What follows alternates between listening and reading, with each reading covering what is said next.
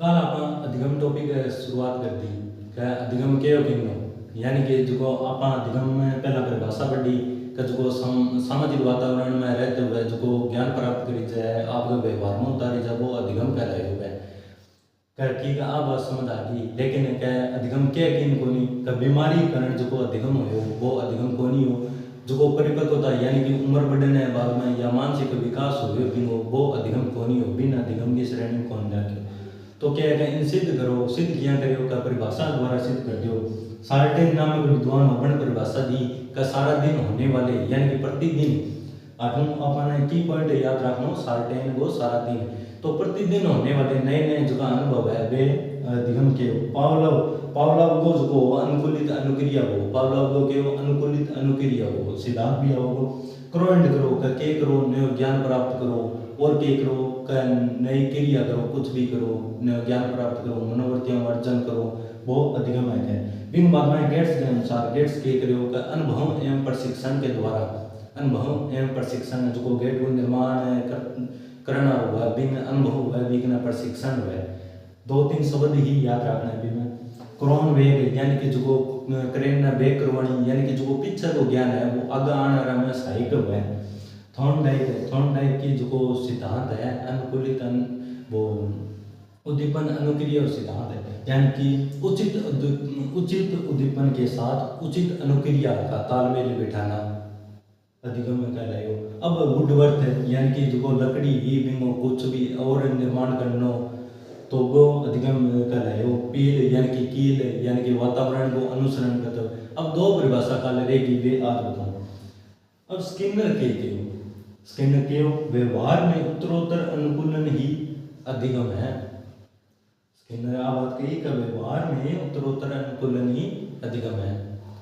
अब सोच में पड़ गया आ याद किया रखा आ बता दो तो बढ़िया बात है। अब देखो जबकि आपने स्किन हुआ है टावरा स्किन पहला कोमल हुआ जमा कमजोर हुआ है बड़ा होता होता थोड़ी सी या कठोर हो जाए तो व्यवहार में उत्तरोत्तर अनुकूलन होना रे पहला स्किन एकदम सॉफ्टी बिंग बाद में थोड़ी बहुत करड़ी होगी तो व्यवहार में उत्तरोत्तर अनुकूलन धीरे धीरे परिवर्तन हो तो वह स्किनर की परिभाषा है। गिलफोर्ड व्यवहार के कारण व्यवहार में होने वाला परिवर्तन ही अधिगम है। अब थाने पर एक कहानी सी बात बता दूंगा याद हो जी। मेरे एक भांजी है छोटी सी बाकी काम का 2 ही महीना की है बात जब भी जिया सुसु करे जब गिल्ली होता है बिंग व्यवहार में परिवर्तन आती है के परिवर्तन आती है कबार हुआ है तो बिंग गिल्ला होने के कारण व्यवहार के कारण व्यवहार में होने वाला परिवर्तन ही अधिगम है। तो परिभाषा की नहीं गिलफोर्ड याद कर लियो पेपर में आई है। अब आप बात करा अधिगम के अनुक्षेत्र अधिगम के अनुक्षेत्र यानी कि अधिगम का क्षेत्र किसा क्षेत्र में अधिगम हो सकता है। तो अधिगम का अनुक्षेत्र है 3 प्रकार का है कितना प्रकार का है 3 प्रकार का है किसा है। एक तो संज्ञानात्मक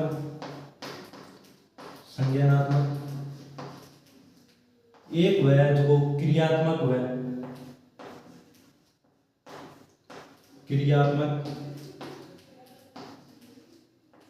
एक वह जो भावात्मक है आपका भाव प्रकट करे भावात्मक यानी कि बालक जिस सामाजिक वातावरण में रह अपना समाज में रह वो अनुक्षेत्र में अंदर ही हुआ कोई काम तो करना पड़ेगा नहीं अनुक्षेत्र है। संज्ञानात्मक यानी कि मन संबंधित है संज्ञान संबंधित है तो भी मन संबंधित हुआ वो मन संबंधित जितो भी काम होगा वो सारों में आ जाओ। क्रियात्मक है यानी कि क्रिया करने में यानी कि खेलना दौड़ना जितो भी क्रिया करोगे नहीं वो सारों में मायने आ जाओ। भावात्मक यानी भावना यानी कि जो भय क्रोध जो जितो भी यानी बहुत सारो इन संज्ञानात्मक किसो जो मन संबंधित यानी कि चिंतन करना एक बालक चिंतन करता है मनो संबंधित है वो चिंता करनी सोचना विचारना सारो संज्ञानात्मक है सोचना तो संज्ञानात्मक संबंधित। क्रियात्मक है यानी कि जो खेलना है कूदना है दौड़ना है साइकिल चलाना है वो कौन सा है वो है क्रियात्मक है क्रियात्मक अनुच्छेद है। अब भावात्मक अनुच्छेद जो हृदयों संबंधित है, क्यों संबंधित है? हृदयों में कई बार भेद भी हो जाए, हृदय हो जाए, मन भी हो जाए, भेद हो जाए, किंग प्रति जिया प्रेम उत्पन्न होना, दया भाव उत्पन्न होना, ये सारा अनुच्छेद है इत्यादि जो। हाँ, तो आप अधिगम का अनुच्छेद देख लिया। अब अधिगम की विशेषता पढ़ाना। अधिगम की विशेषता क्या है? अधिगम की पहली विशेषता है अधिगम सीखना है, यानी अधिगम को जो अर्थ है नहीं, अधिगम सीखना है और सीख कर व्यवहार में लाना है। तो अधिगम को पहला अर्थ ही है, पहली विशेषता ये है अधिगम सीखना है। दूसरी विशेषता अधिगम निरंतर चलने वाली प्रक्रिया है, यानी कि जब तक थे बुढ़ा ना होगा तब तक थे सीखोगा, किन तो सीखोगा, यानी कि जिंदगी भर सीखना चालते ही रहे, मुक्त होनी। यह सार्वभौमिक प्रक्रिया है, यानी कि सभी में चलता है, यानी कि जो अधिगम है वो सारा में ही चल है, चाहे जंतुओं में हो चाहे मनुष्य में हो, सभी में सीखा है, यानी सारा ही सीखा है। किसान मान लीजिए अधिगम नवीन ज्ञान का अर्जन है। क्रो एंड क्रो की परिभाषा नवीन ज्ञान का अर्जन ही अधिगम है।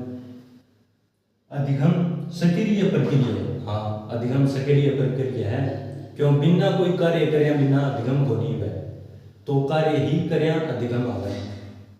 अधिगम समायोजन की प्रक्रिया है, यानी कि जो समाज में जो सामाजिक प्राणी रहने ला रहे हैं वो समायोजन करके ही रही जाओ, यानी समायोजन की प्रक्रिया है, यानी समाज के साथ गए तालमेल बिठा के रही जाओ।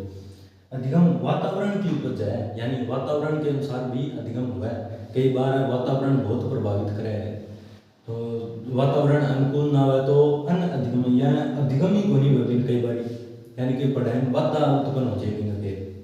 हाँ, अधिगम उद्देश्य पूर्ण प्रक्रिया है, यानी कि जो सीखना है वो एक उद्देश्य के दौरान ही होगा, यानी आप कोई भी काम कराना तो वो कोई न कोई उद्देश्य लेके ही कराना, बिना उद्देश्य तो कोई काम को नहीं करा, कोई भी को नहीं करे, आप कराना। फिर अधिगम विकास की प्रक्रिया है।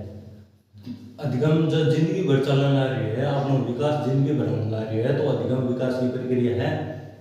अधिगम नवीन प्रतिक्रियाओं का अर्जन है, यानी कि नई नई प्रतिक्रिया, यानी कि जो नयो ज्ञान प्राप्त करें बिनु अर्जन है, या जब तो अधिगम है नयो ज्ञान प्राप्त करने तो है अधिगम।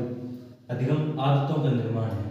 अब कोई मान के चलो कोई ने 5 बजे सुबह उठना है, जल्दी उठना है, वो पहला के काम करेगा, वो क्या मोबाइल में अलार्म लगाओ, वो फिर कई दिन अलार्म उठो, बिन बाद में बिन रेगुलर भी उठना आ जाए, वो अलार्म कौन लगावे, तो वो व्यवहार में आगे भी है, वो सीख गयो कि 5 बजे उठना ही है, तो बिन अधिगम आदतों का निर्माण है, बिन आदत बन गई अभी।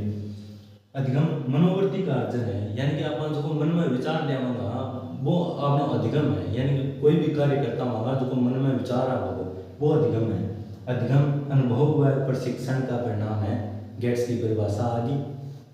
अधिगम व्यवहार में परिमार्जन है, यानी कि जो आप व्यवहार में उसको परिवर्तन करने ला रहे हैं, आम बोलचाल की भाषा में परिमार्जन है, परिवर्तन कैसा होगा, यानी कि जिसको आपने व्यवहार में जिसको परिवर्तन ले ला रहे हैं वो ही अधिगम है।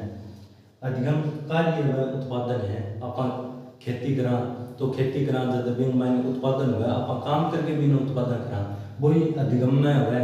का आप कोई भी कार्य करांगा बिन सीखांगा जब बिन उत्पादन, यानी कि वो अपने कर ले वो चीज अधिगम कार्य एवं उत्पादन है।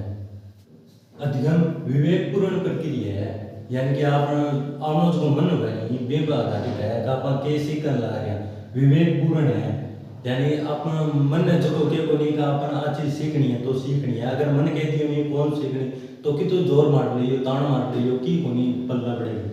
अधिगम अनुकूलन है, अब आप पीछे परिभाषा पढ़ के आ चुके हैं। अधिगम अनुकूलन है, यानी कि जो आपने अधिगम हो गया आप सीख लियो बे व्यवहार में जो प्राप्त कर लियो, व्यवहार में उपयोग लेने ला रहे हैं वो अपने लिए अनुकूलन है, यानी कि अपना काम आने ला रहे हैं।